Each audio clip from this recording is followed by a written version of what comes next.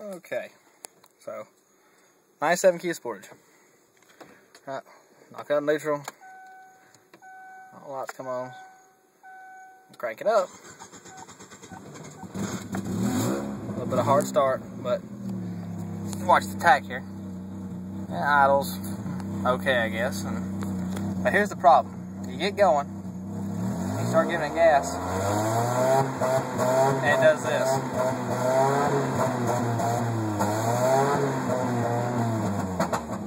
And the problem with that is actually steady throttle.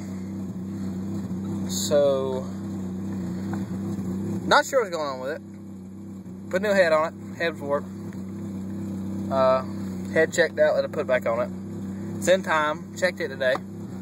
So, not really sure what's going on with this thing, and if, I know some of y'all are going to notice the gas gauge, but I just put about maybe 2.5 gallons in it. So, that really shouldn't be a problem right now. I don't know, but any help would be greatly appreciated. Thanks.